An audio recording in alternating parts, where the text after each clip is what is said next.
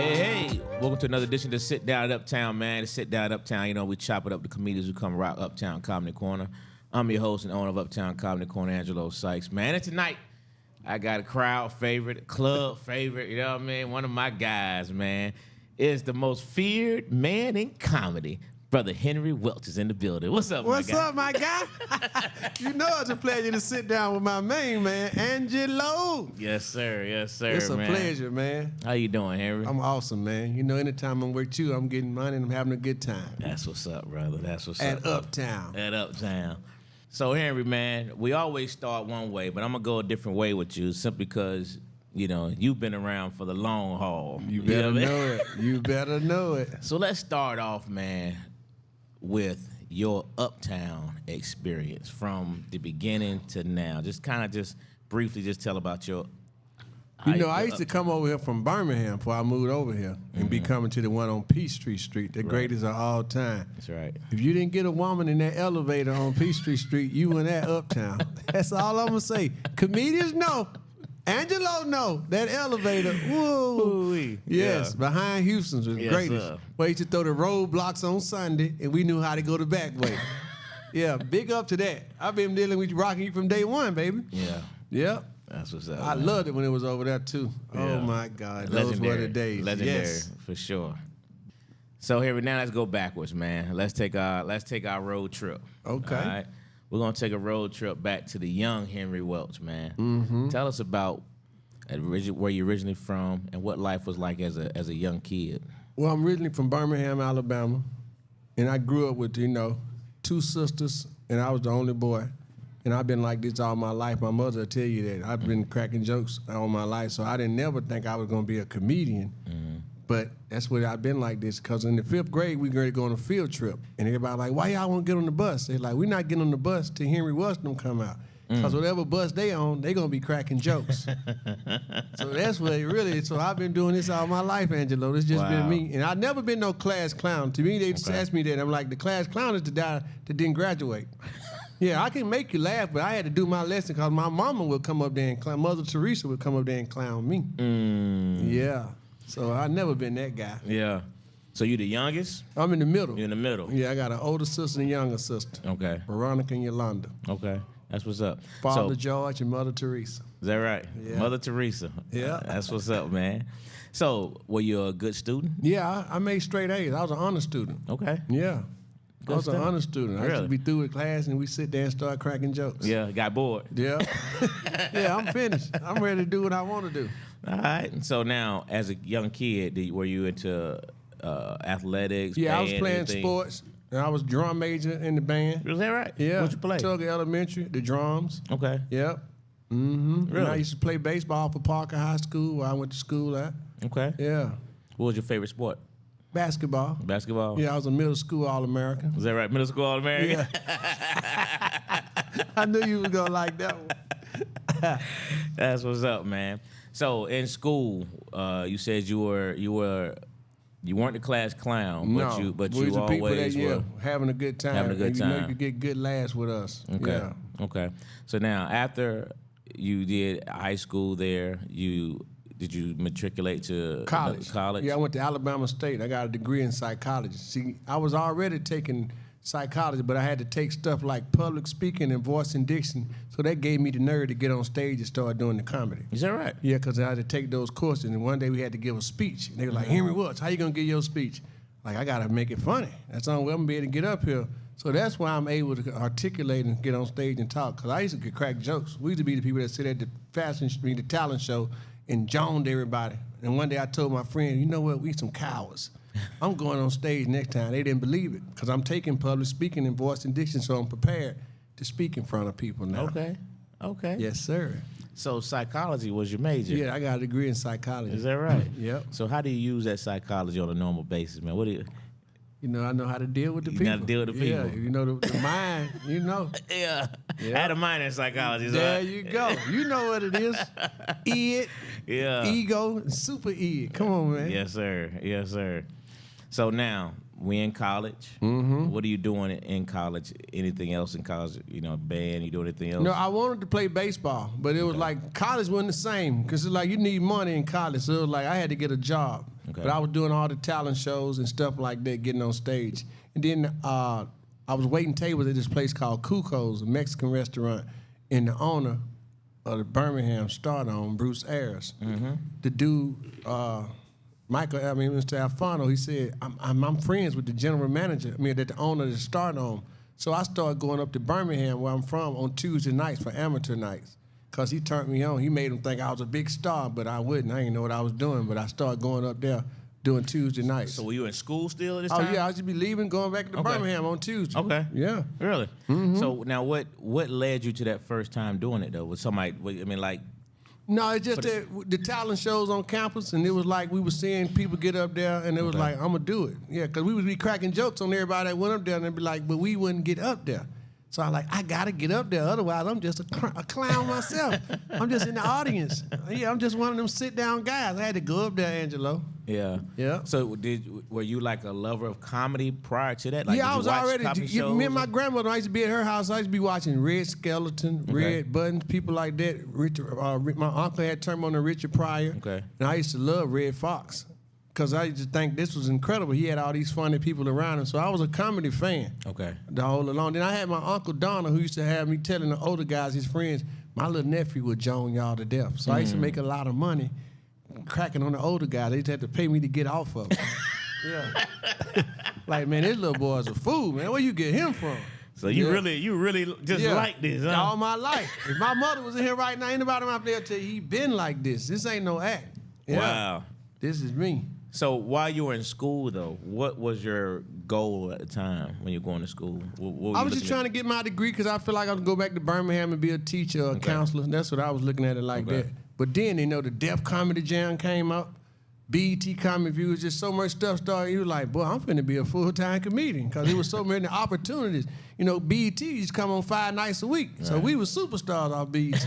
And do Def Jam on Friday nights. Everybody would wait till Friday and be sitting in the house because when you're on Def Jam on Friday, that was big. Absolutely. That was huge. Absolutely. Yeah.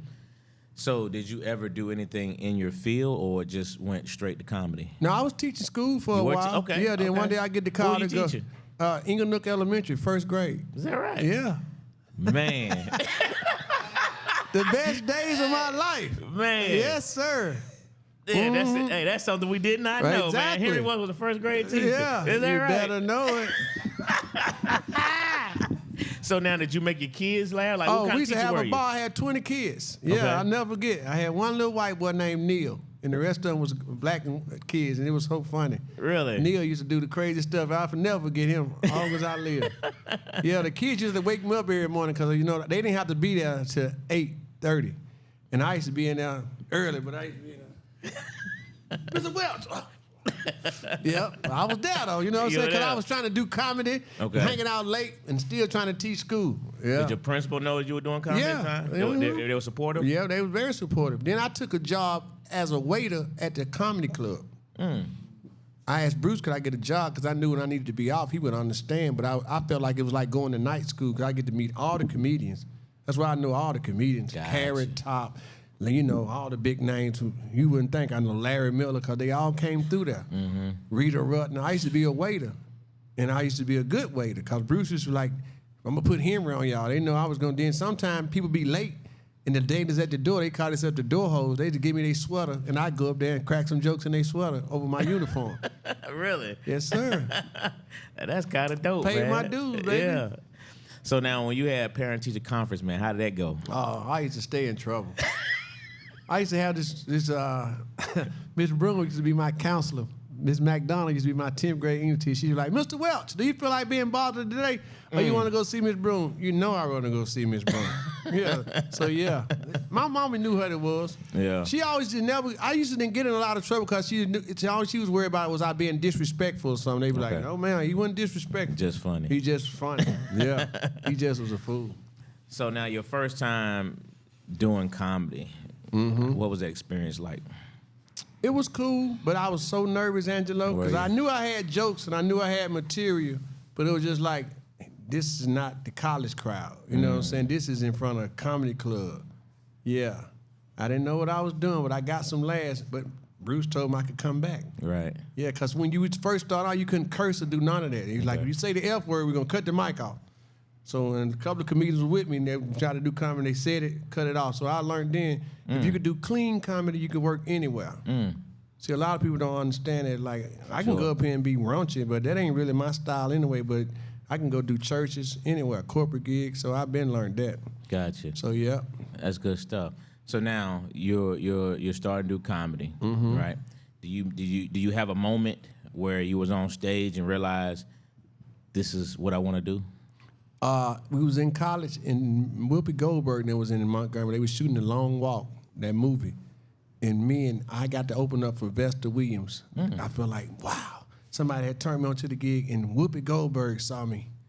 And I was like, oh, I had Whoopi Goldberg laughing. I really could do this. Wow. Because you know she's a legendary on that stage. So Yes. she was like, yeah, I was trying to see the whole set, but they was all wanting pictures with me, but you were good. I was like, yes, Wow. Whoopi Goldberg stamped me when I was in college. Is that right? Yeah, she was in Montgomery shooting a movie for about 3 months. That's dope. And came to the show with me and Vesta Williams. And that's when you knew. I knew this is then. me. I said, I could really do this. Yeah. Because now I got somebody telling me who I know and did it, who doing it. Yeah.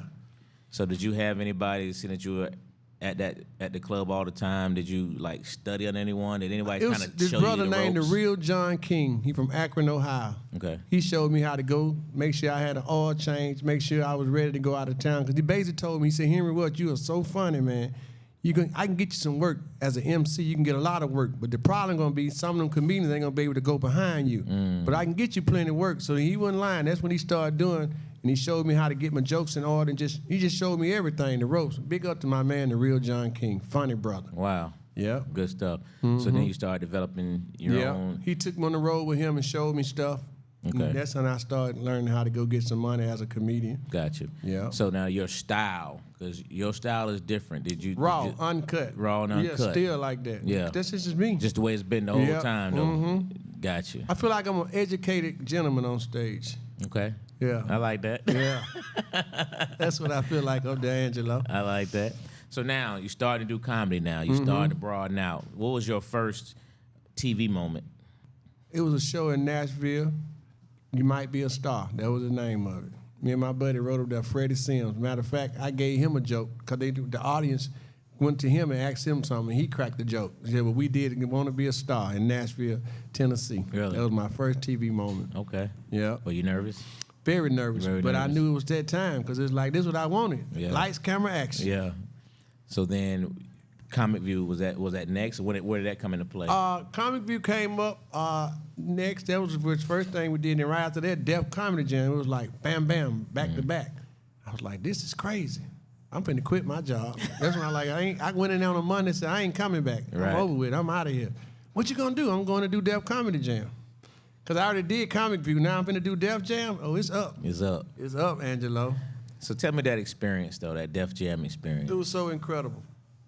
Because they had us, I'll never forget, we was at the Hotel Maclo on the 57th floor. So you got to remember, you got Martin Lawrence, Kid Capri, all these guys, and the show is already doing this thing. And they think I'm nervous backstage. I'm not nervous. It's just that I want to go out here and be funny. I'm just keeping my energy inside. It's just they treat us like stars. You didn't have no excuse. They gave you per diem. They had you a nice hotel. All you wanted your clothes ironed, whatever you needed. All you had to do was be funny. Matter of fact, they was giving us stuff to wear. You know, the Fat Farm and all the different stuff. It was all type clothes to wear if you wanted to wear that, if you want to wear your own stuff. So you had no excuse but to be funny, man. Gotcha. Yeah. And when you rock on this stage, You knew what it was. You knew what it was. I filmed it in 1992 on Super Bowl Sunday. It was a Super Bowl party after we did it. And Is when that I got, right? and let me tell you what made this so incredible, Angelo. When I got back to the hotel later on that night, next door to me was Kid Capri, across the hall from Martin Lawrence. The greatest night in history. God is so good. I'm like, I ripped it, and now I'm on the same floor with them. Thank you, Martin Lawrence and Kid Capri. My heroes forever. we can only imagine. Yes, sir. Yes, party like a rock star. Yes, sir, Angelo. I bet, A man. time was had. I bet, man. Yeah. So now Def Jam starts opening doors. Yep. Traveling, going all over the country, telling jokes. Yeah. Yep. You know. So what was like some of your biggest stages, some of the biggest platforms you've been on thus far? When I got to go do the skits for Outkast, I didn't know I was finna be on the biggest hip-hop selling album of all time, the Speaker Box Love Below. Matter of fact, my partner that's out there, C-Bone, he had seen me in 559, and he was like, been telling Dre and Big Boy about me, and what was funny, on Halloween, I was dressed like Outkast.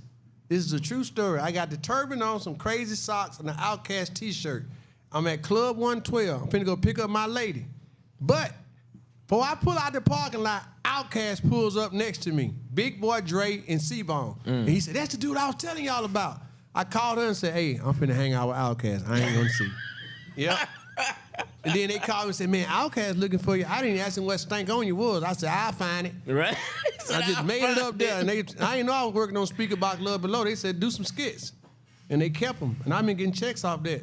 Was that right? Ever since. Still get checks. Every 3 months. Wow. Yes. Big up to Andre 3000. No doubt. And Big Boy. Appreciate y'all. Yes, right? sir. Forever and a day. Yeah, that was a big moment. And then, you know, doing the Def Comedy Jam, BET, and just different stuff. The Big Black Comedy Show, so many opportunities to get on stage. And my moving to Atlanta was the best move I could have ever made. Okay. Because there's so many, you know, clubs like yours. There was so many places to get on stage at.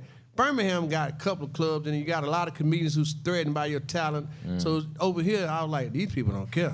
Get on stage and be funny. So that's why I was so glad Atlanta. Coming up here was one of the biggest things I could have did. So what was it like when you telling your parents that, hey, They looked at me like I was a fool. The only somebody who was on my side, I said, man, forget this job. I'm finna go tell Joe. My grandmother, she was like, go ahead on, Henry Aaron, because she was proud. Because she had seen me on BET. I said her on BET. She was so every time, your grandson on TV, Miss Janie. Oh, yeah, I'm so proud of you. Wow. She saw me graduated from college, so she was my biggest fan. So when I got him, told him I was quitting, everybody else looked at me like I was crazy. She was like, go ahead, baby. Don't worry about that. I said, if she with me, and she got the bag. Y'all ain't got no money. Granny with me, I'm gone. I'm gone. Yes. So that's was it. When I made her so proud. My mother and father, I was glad for them, but my grandmother, but nobody more excited about it than me. Because I really was her first grandson. Okay. Yeah. She had a lot of granddaughters. I was her first grandson. So that meant a lot. We had by a hell itself. of a bond together. Yeah. She the reason why I read so many newspapers. I used to read it with her every day. Really? Yeah, and I'm a baseball fanatic. You know my name, Henry Aaron Welch. Yeah. Got you. Yeah, that's back when they had villages back then. Exactly. Yeah. Come on. You already know. Yeah, man. Yeah, man. So now you moved to Atlanta. All right. Tell us about the journey from that part. It was New Year's Eve. I played the start on for New Year's Eve. Okay. And on the next day, 2000, it was 99. I did the New Year's Eve show. I got in Atlanta, got in the car with my clothes, and I moved up here. I was staying on the east side, over on Tree Hill Apartments on South Harrison. My buddy Frank the Clue, he had went to Alabama State with me, and he was like, man, I got the 1 bedroom, but we can get the 2. And you come on up here, because you already built, so it was straight transition. 1 month later, we had the new apartment, and what was funny, as soon as we and him moved in together, his girlfriend's apartment burned down. Oh, wow. So for the next 6 months, she stayed with us, but it was incredible, because we was having a good time, eating good, and I was getting familiar up here. And we just took off from up here like that. What was the comedy scene like back then? It was booming. That's what I'm saying. You had so many funny comedians. Went under the see, it was like when you got there, you wanted to get on stage. These people now, they'll come and say, if you need me to go up, I'll go up. We didn't come out high. We don't waste gas, Angelo. It was booming. You had to be funny, man. Wasn't nobody scared of nobody. Bring me up next. That's where I come from. Who next? Can I go up? We don't care who up there. It was booming. You was plenty of places to go. You know, Uptown. Y'all had it going on. We was just glad to get over here and get to doing it. Yeah, that's what's up, man. So, like, what about on Def Jam? Who was on that? Who was on the show with you? I did the one with rest in peace to what's the guy name that played Tout Out? Ricky Harris. Oh yeah, okay. Messy Marv, and the dude. What is his name? Is it Chris Paul? Yeah, that's who was on my show. Yeah. So now you come from the old school. Bruce. Yeah. Don D.C. Curry. Y'all took road trips. You're right, exactly. Things of that nature. Nard. Oh, boy. Rest in peace to Nard. The Dirty South. Yeah. Marcus Combs. Big Rome. Yeah. That's what I was with. Yeah. Yeah. Tyler Craig. Rest in peace to my hero, Tyler Craig. The most peaceful brother I have ever been around. Kept me out of a lot of stuff. Yeah. He was so peaceful. Man, he kept me out of so much stuff. Yeah, that's the era I come from. That's Mike the real- Epps. Right. Yeah. Right. Earthquake. Yeah. Mm-hmm. Yeah. You know it. Absolutely. Mark Curtis. Yeah. So what do you think about now, man, when you can say those names and just think about where all y'all came from? I mean, how does it make you feel? It made me feel good because we still out here. We Yeah. still relevant. We still funny. And people still paying tickets to come see us. You know what I'm saying? So it's just like they think you can get put out of here or get gone. No. If you've been doing your thing, you can keep doing it. It's timeless. Ain't no age limit on this comedy. How about that? Come on. So now, from your days when you first started out, y'all hitting the road. You didn't have a lot of these advantages guys have now. Right. How do you view, first of all, the social media climate, and how have you adjusted to the social media climate? See, I have no problem with that. I understand it because it's another way to get your stuff out there. Because we didn't have the social media, but we had all these rappers and music artists. So a lot of us was doing skits, but we was doing them in videos. You can still see us in them. So I never had no problem with that. I just don't be going to the social media guys that feel like they don't have to get on stage, that they just so big of a star that they just walk in there. No, it don't work like that. You got to go up here and work it out. Yeah. That's why I respect DC Young Fly, the Desi Banks, because those dudes are really getting on stage. Yeah. They not just making you laugh with them skits. They really going up there and working. Because I was for the last 5-6 years, I've been on tour with DC Young Fly. Right. So I helped him out anytime he got questions. He's a real sponge. So that's why I have no problem with it. I just don't like when you be arrogant. It's like you can't be arrogant and then don't be funny. You got to pick a struggle. And then you got to quit thinking, because if you're not really adapt to go behind that heat, it's okay to be the MC. But they always think everybody came to see me. Even if they did, they still see you. No matter what spot you go up in. That's right. You still, they see you. So That's you can't, if you know you can't go behind them people, don't waste their time. Because people want to laugh. They don't want to just be like, they're a fan, but they also still a comedy club. So they come in to laugh too. That's right. Yeah. That's right. So you have the moniker, the most feared man in comedy. Right. Where does that come from? That comes from when I couldn't do Comic View. The comedian said he didn't feel safe around me, so he said, and I couldn't do it. So big up to Black Casper and JJ, because they was real. They was more upset about it than I was. They couldn't believe it. It was because some comedians thought that was funny, but it was like, that's really screwed up because we don't have a lot of shows. And Ken Spearman, who used to work for you, he said, dang, Henry, I heard about what happened, man. They won't let you do the show. These dudes fear you, man. You the most feared. That's where it come from. He said, and I kept it and ran with it. I said, you right. I'm the most feared man in comedy. They fear the funny. Right. Yep. That's where it come from, Angelo. Because some people think you a thug, a gangster. I ain't none of that. You know that. Right. I'm a gentleman. Yeah. So that's where it come from. Gotcha. Yeah. Intimidated. Intimidated. Yeah. But you ride off of that, though. Yeah, I keep riding off of it because I live up to it. They feel the funny, so I go up and make them laugh. Like, oh, that's why they ain't want them on. Oh, I see. Gotcha. Yeah. Gotcha. So, Henry, you've done a lot. You've been on a lot of stages, man. What are some things that Henry Welch still has on his to-do list? I want to do I'm going to be on a sitcom. Okay. Yeah, I'm going to do that. And I want to be able to do another comedy special. And I want to thank you for letting me do the special at Uptown. I got a comedy special on Tubi, and it's been paying so much money. I'm dead serious. Thanks to Angelo, he let us, in the heart of the COVID was over, he let me shoot the special. Me and my buddy C-Bone, he had to plug at the Tubi, man. The Tubi dude living off flash shows.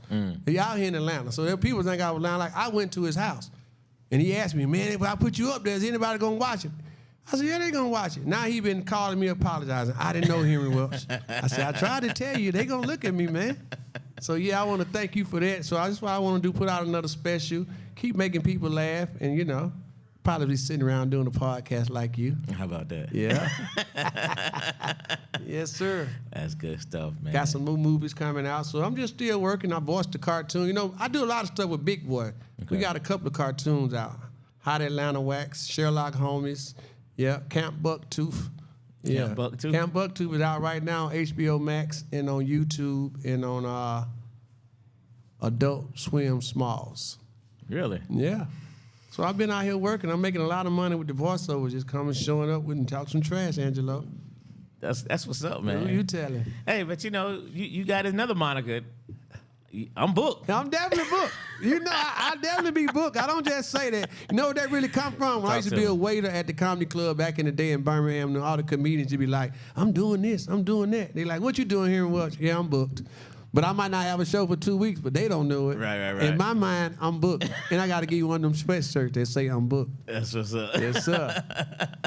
I love that, man. So you want to do another special. A special. Yeah. But you also said a sitcom. Yeah. So something you want to star in, write? What's your I be writing, having comedians behind the scenes and writing on some stuff. Okay. Like when we do the cartoon, I wrote some of that too. So Okay. I get the writer's credits too. Okay. So I don't mind writing. I don't mind being behind the scenes, but I know when I go on stage, I'm gonna be a monster on the comedy. So I don't mind getting it either way. But in Gotcha. the sitcom, I ain't got to be the main star. I can just come in and show up. Got you. Yeah. Just want to be a part of it. There you go. Got you. That's good, man. Group effort. So, what about your movies, man? I mean, I know you Tip, y'all took all of Atlanta, man. And Come on, departments. We about to shoot part 2. is that right? Then I'm also in another movie that I shot at your club, Strip Off.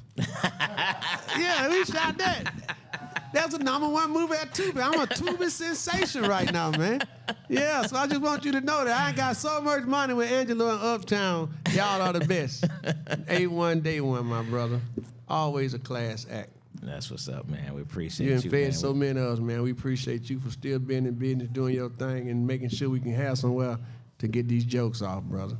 Appreciate that, man. And it's a pleasure to sit down with you, man, because you always been all right with me, 1,000. So speaking of that, something you just mentioned, man, there's only a handful of us left. And I say us meaning black-owned and operated comedy clubs. Mm-hmm. Why do you think it gets to a point where some of us don't come back to support the clubs? I never understood that, because these the same clubs that we all came through. So what make you think you're too good? I play State Farm Arena, but I'm playing Uptown, too. All right. You get what I'm saying? I could do a Thursday night at a place called Belly's, but I'm still going to Uptown. This is our comedy safe zone. I don't think no comedian is never too big to come back to Uptown. I don't care who you is. You should come in here. If you go work out these other little spots, why wouldn't you go to Uptown? Right. This man been feeding us for years. You get what I'm saying? This is, man, the reason why I'm finna go to Magic City and check on my scholarship tonight. Okay? Tonight. Tonight. Hey, well, there's only one Henry Welch, Come on, man. baby. You better know it. The one and only. So, Henry, man, we always wrap things up with the top 5. Okay. All right. I don't ever do comedians, so we don't even go that route. Gotcha. You smart man. You a smart man. So, Henry, give me your top 5 R&B songs of all time. The 4 tops. Still waters run deep. Oh, wow. I messed you up with that one. I know I got you with that one. Barry White. With the one, Otis Redding. I've been loving you a little too long. Bobby Womack, If You Think You're Lonely Now. And Aretha Franklin, Bridge Over Troubled Water. Wow. You got those right on out, boy. Come on, baby. I'm a music fanatic, Angelo.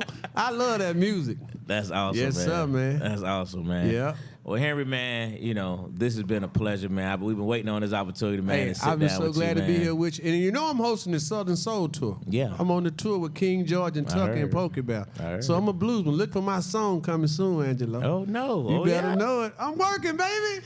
Oh, well, you booked, what? I'm booked, Angelo. Come on, my guy. Hey, man, listen, this has been an absolute joy, man. This guy I've known for so long. And like you said earlier, man, this is who he is, man. You've been 100% solid from day one. Man, I love what you do, bro. I respect what you do, man. And he also got to meet Mike Tomlin, so he took it a whole nother level, boy. You better know it. I appreciate you letting me hang out with you, man. This Hey, is a man, pleasure, it's never man. love this guy, man. Always. This is ladies and The gentlemen. great Angelo, baby. This is Henry Welch. It's Sit Down at Uptown. Yes, sir. Yeah.